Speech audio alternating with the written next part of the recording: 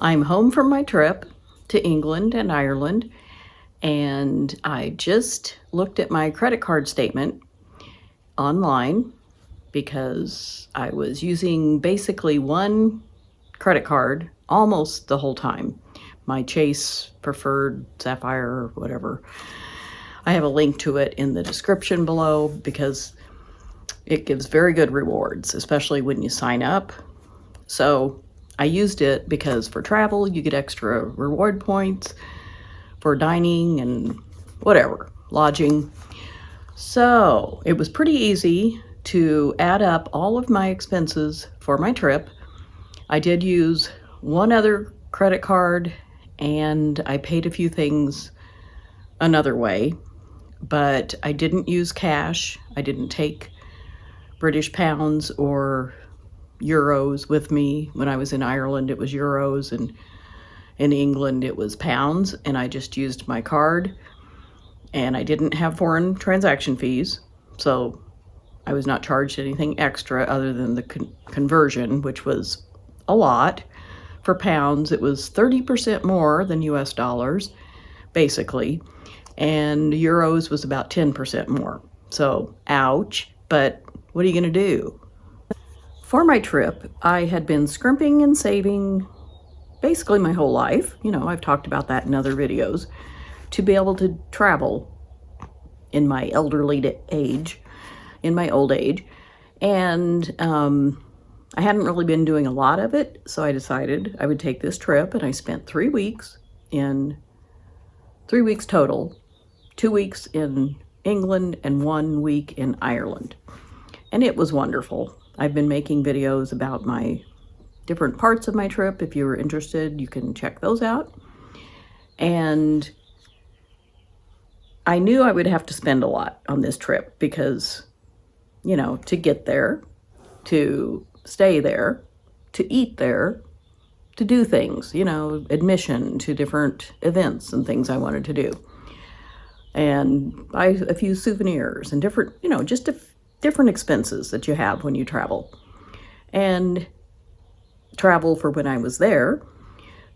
So that was the bulk of the categories, and I will run down them with you. Got them all here in my little book. And while I was there, I didn't stress too much. I figured this is a vacation, just enjoy it. I was cautious and I was cognizant of what I was spending, and I tried to keep it, you know, to a bare minimum when possible, but I didn't, you know, like starve or do anything stupid. So let's get started on what I spent and where, and at the end, I'll give you the grand total. So I thought I would start with transportation, since that is where you start when you travel. You have to get there. So when I booked my ticket to London, I used my Chase Sapphire Preferred, or whatever it's called, credit card points. And I had signed up with this last year sometime. I had to spend, I think it was $4,000 within 3 months of signing up, and I would get 100,000 reward points. And I had some big expenses, so I decided I would just do that. I would make sure I spent the $4,000, and I did, and I got the 100,000 reward points. So I used those reward points for a one-way ticket to London. And then I was still trying to decide when I was coming home. And I decided I wanted to go to Ireland, so I booked a flight home from Ireland to from Dublin to home. And so it was 2 one-way tickets, which were more expensive. You know, even though I didn't have to pay cash for them, it took more points or money or whatever to do it this way, but I decided that way I could see 2 countries, and it worked out fine. So I didn't pay any cash for my airfare there and back, except when I left Dublin, I flew on Iceland Air, which I had made a video about the small bag that was required for that. And from Iceland. I flew from Dublin to Iceland, then Iceland to Newark, New Jersey airport. And then I had to get myself home from Newark, which cost $149. And I didn't think that was too bad. And while I was in England, I flew from Southampton to Dublin, and that was $104. And I've converted everything from pounds or euros to US dollars. It was actually done for me on my credit card statement. It would show the amount in pounds and then times blah, blah, blah conversion. And then the total that showed up was in US dollars, which made it easy. So I'm not going to tell you how many pounds or euros I spent. I'm going to tell you what I spent in US dollars, since that's my currency. So for the airfare, I spent $253 total. And I don't think that's too bad. Then, while I was in England and Ireland, I rode buses and trains, which I've also made some videos about. And I did not break down the bus and train details, but for buses and trains total, I spent $316. So for transportation, I spent $579 total to get there, to get around while I was there, and to get home. So I don't think that's bad. Not even $600. So I was happy with that.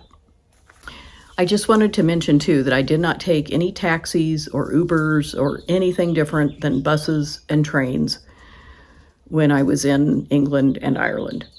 So that might have been another expense, but I didn't need to. I was able to get around just fine without that. The next item on my list is entrance fees, like for sightseeing, tourist type things. And I'll just give you a real brief rundown of what I did. I saw a play in London, Kyoto, that was $32. I went to Bletchley Park, and the entrance to that was $33. In Bath, I went to the Roman baths. I did not take a Roman bath or anything, but I saw it, and that was $28. In Southampton, I went to the Tudor House, and that was very interesting. That was $9. I also went in England to Stonehenge. The entrance for that was $27. And then in Ireland, I did the Galway hop-on, hop-off bus. That was $15 for 48 hours, which was great because I rode it twice. One day I rode it, and then the next day I rode it again. And then the final touristy type thing I did that I had to pay for was a bus tour in Ireland. We went to Kilkenny. I loved that town. That was beautiful. The Glendalough mountains, monastic settlement in the mountains, the Wicklow County mountains, and a sheep farm. Loved the sheep farm. That cost, it was a one-day bus tour, and I hadn't done anything like that with a group, and it ended up being just fine. I liked it because it was the day before I was leaving, and I was really tired, and it was just nice to be told what to do.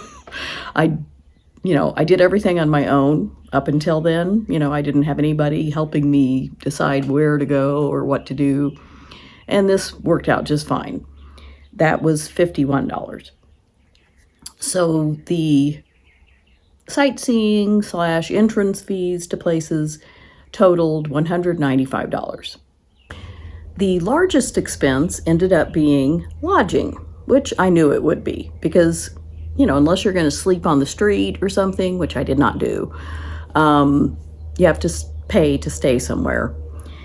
And I ended up staying at 2 Airbnbs, and they were okay. It was different. Each one was different. Once I stayed in a woman's home, and, it was a shared bathroom. It was okay. I didn't love it, but it worked out. It was fine. And the second one, I rented an entire unit. It was just a little different. I don't want to get into it. I don't want to say where it was or anything because it was perfectly adequate. It was just cold in there because I wasn't used to the cold, and I was cold a lot of the time. And the heating was different than what I'm used to, but there was a space heater and I used it. Got under the covers basically most of the time and had the space heater running. And once I started doing that, it was acceptable. It was fine. But, so I stayed in 2 Airbnbs. I stayed at a Ibis budget hotel near Heathrow Airport. It was okay. It wasn't great. It was good enough, you know. Then I stayed at Holiday Inns a lot of the time because I knew what to expect. And after a certain point, I got to where I'm not sure. I'm not sure if this place is going to be good, if the Airbnb would be decent, if it would be near a bus. So the Holiday Inns are centrally located generally, and you can get on a bus or train or whatever easily. They will help you. So I kind of just said uncle and started staying at Holiday Inns. I think I stayed at 3 different ones.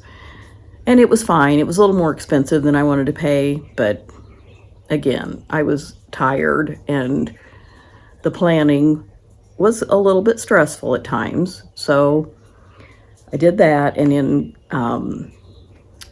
when I was in Ireland 3 nights, I went to Galway and I stayed at it was called a something townhouse, and it was a hotel, but the rooms were tiny and it was perfectly adequate. It was just, a twin bed, a single bed in a little bitty room with a slanted roof. I couldn't, I tried to look out the window, which was slanted in the roof, and I hit my head every time I did it. So I stopped looking out the window, basically. But it was okay, but it was probably the most expensive place I stayed because Galway is expensive. And it was a weekend. I was kind of stupid for going there when I did, but it was interesting. I liked it. So anyway, with all those places, the lodging totaled $1,508, $1,508. And that was by far my most expensive cost of any one category. Next, I want to talk about some incidentals that I spent. I bought an adapter so that I could plug in. All I had were my laptop and my cell phone. I didn't take like a curling iron. I don't do a hair dryer or anything like that. So I didn't need something that plugged in. I just needed the USB portion. And the hotels all had the USB like in the wall next to the outlets. So that was not a problem. But at one of the Airbnbs I stayed at and the townhouse place in Galway, those places did not have the USB plug-ins near the outlets or anything. One of the other Airbnb, I think I mentioned this in a different video, the woman had a lamp in the room I was staying in with a USB in it. That was great. It was so convenient. I'm tempted to get one, and I'm going to leave a link in the description. Maybe you've seen these. I had never seen one before, so I thought that was wonderful. So I bought a British or UK adapter, which plugged into a British outlet, and it had a USB thing in there. It didn't have the US plug-in because I didn't need that. I just needed the USB plug-in deal. So I bought that in Oxford, and that was about $13. So I spent that money. Another couple of things was postage. I bought some postcards, and I wanted to actually mail them from England. And so when I was in Wallingford, England, I went to a post office, and I had sat at a cafe and written out some postcards. And the postage in US dollars was $29 for 8 postcards. So it was kind of expensive, so I didn't do that again.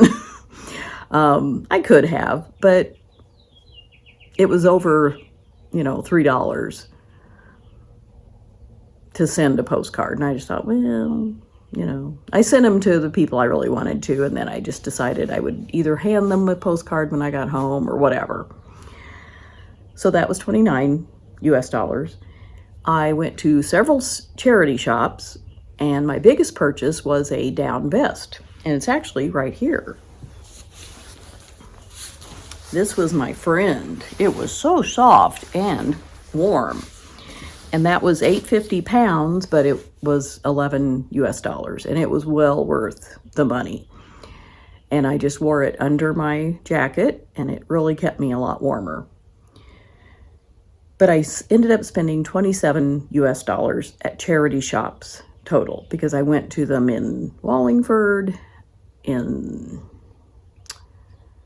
Bournemouth, and Dublin, I think. Those were the only places. And I got just some trinkets, just different odds and ends. I bought a book, haven't read it yet or opened it or anything. And then I also bought souvenirs, and I spent a lot more than I thought I did, $131. But I bought a bunch of magnets and postcards and I don't know, just little things. And I've given them to some neighbors, and I'll give some to family, and bought some things for myself just to remember the trip.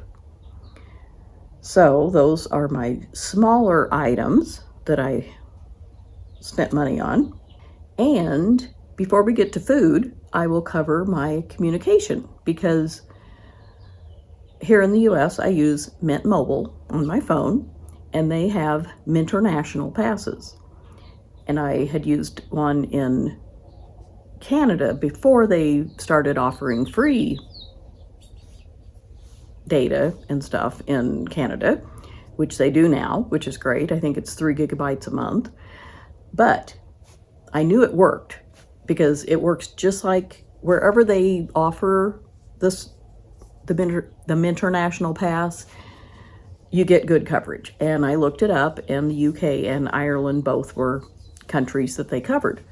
So they advertise it as $20 for a 10-day pass, which is only $2 a day, and I thought that's great. But with tax, it was closer to $24 for 10 days, which I was still fine with. So I bought 2 of those. I was gone a little more than, it was right at 3 weeks, 21 days. But I waited when I got to London, because I went straight to my hotel, and I thought, I'm not even activating my pass until tomorrow, the second day, because I just went to my hotel and I dropped my bags off and went out and got something to eat. And I was so jet lagged and tired, I wasn't going to go out and do anything. I didn't need, cell phone service, basically, data to use Google Maps or anything. So I waited. And by waiting, I was able to just buy 2 passes for 20 days total. And that was $48. So I think that was a really good way to be able to, stay in touch. I could text people. I received a couple phone calls. One was spam. It was stupid. And I didn't use it a lot of the times. In fact, to save the battery on my phone, if I was traveling and didn't need the phone on, I just turned the phone completely off so it wouldn't drain the battery. And when I wasn't going to be using, anything on the phone, like I didn't need the internet, I would put it on airplane mode, even when I was just walking around or whatever. And that really helped, because with each 10-day Minternational pass, you get 10 gigabytes of data. And then I think it still works, it's just slower. And so I never even used all of the 10 gigabytes each time I had a pass. So that worked out great. It was good to, just turn it off when I didn't need it. That helped a lot. And I had a little portable charger with me that I used, because my phone did, like if I was taking a lot of pictures or videos, it would drain my battery on my phone a lot quicker. So usually I had the cord with me too, because sometimes you could charge your phone on a bus or a train, which was wonderful.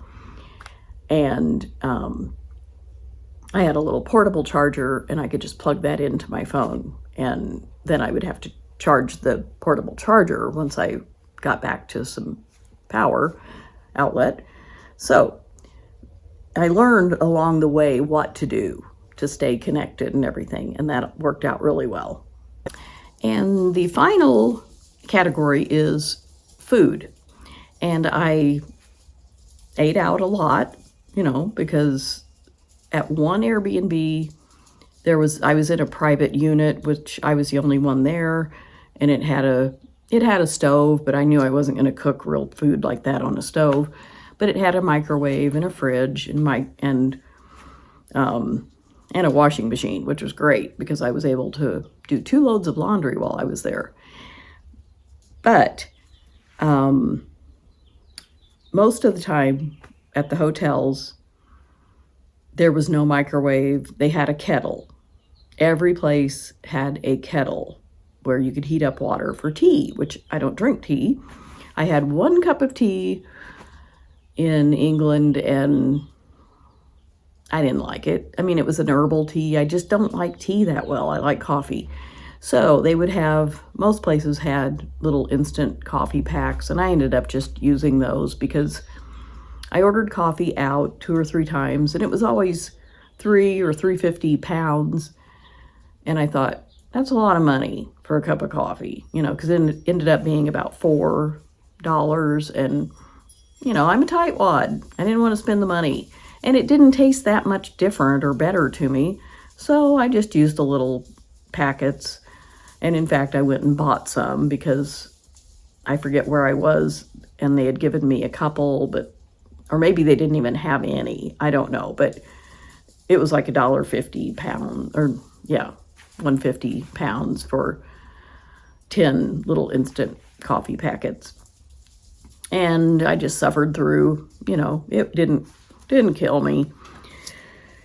So having a kettle, I realized I can buy cup of noodles.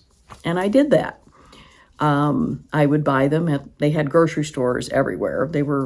I only went to small grocery stores because the ones I saw that were like large supermarkets like we have in the US were, off, not anywhere close to where I was staying. So I'm sure they might have been a little cheaper or something, but it was fine, it was interesting to shop at the different little stores like Lidl and Aldi, Tesco Express, Marks and Spencer, however you say it, M&S. But I would buy the cup of noodles, and then I had that for breakfast a couple days because it was hot. It was, you added the hot water and let it sit and then stirred it up, and they were actually pretty good. So I did that, and I would buy snacks. And when I stayed at the Holiday Inns, every time I stayed, there was free breakfast. So I don't always eat breakfast, but I did. I figured it's free, take advantage of it. And it was pretty good. It was always the same food. It was, it was good.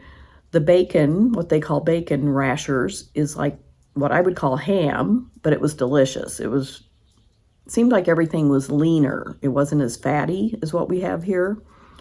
And they had something called Cumberland sausage, and that was pretty good.